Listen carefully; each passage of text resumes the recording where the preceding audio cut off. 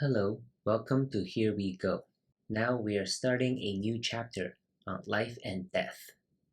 Life and death is a very important topic, especially for beginners. Every move you make on the board and every group you try to establish on the board have life and death implications. So, what is life and death, and how does it compare to capture techniques? I made a simple chart to help you understand. So usually when we're talking about capture, we're talking about capturing only a few stones from the board. But when it comes to life and death, it can involve many stones. It can be dozens of stones being killed. And the end result for capture is usually the removal from the board, meaning that the captured stones will have no liberties left, and thus must be removed from the board according to the basic rule of Go.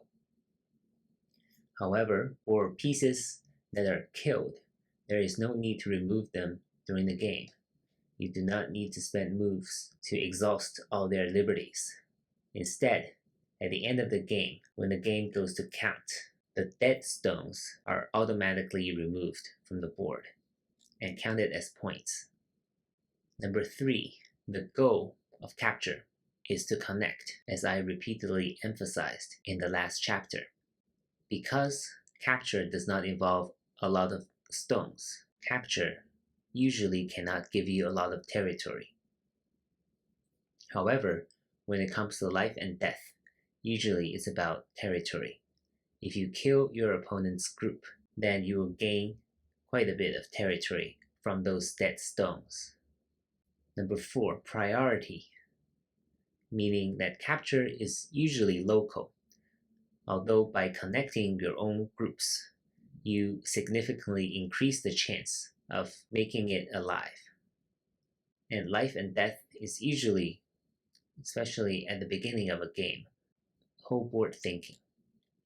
You need to decide which groups to defend and which groups to attack. And usually staying alive and establishing a living group is the top priority in opening. Even though a lot of life and death problems seem to be local, the consideration of life and death really involves the whole board. Lastly, the difficulty for amateur players. For capture, I personally believe it is only medium.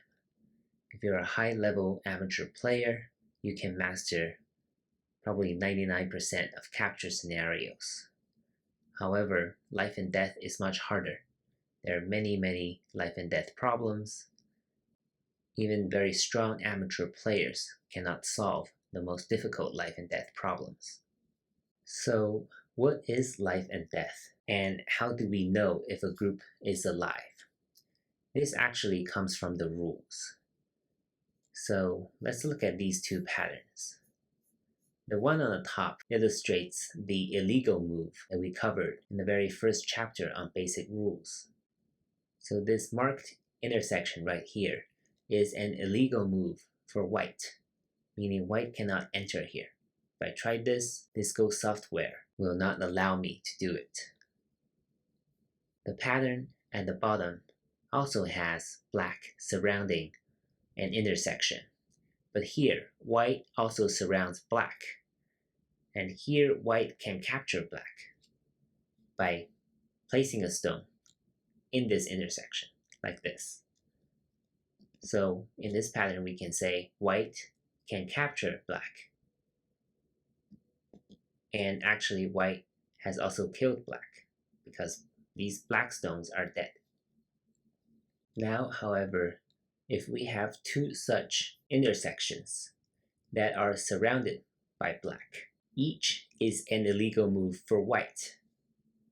Therefore, there is no way for white to ever capture this black group, and this is when we call this black group alive. And we call each intersection an eye. Here, both eyes are real eyes. Sometimes these surrounded intersections are fake eyes. So we're going to talk about eyes a lot in every lesson, and it is key to understanding life and death. To be alive, you need 2 real eyes. Fake eyes do not count. So in this chapter, we will introduce the basic patterns for real eyes and fake eyes.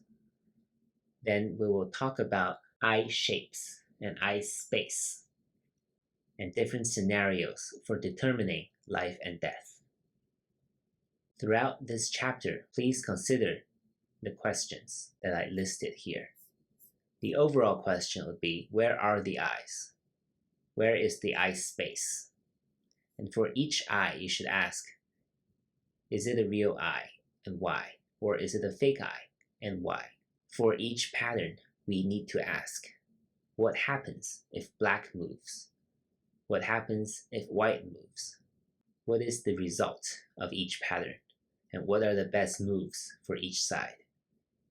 You need to ask this question for each pattern until you understand exactly what is going on.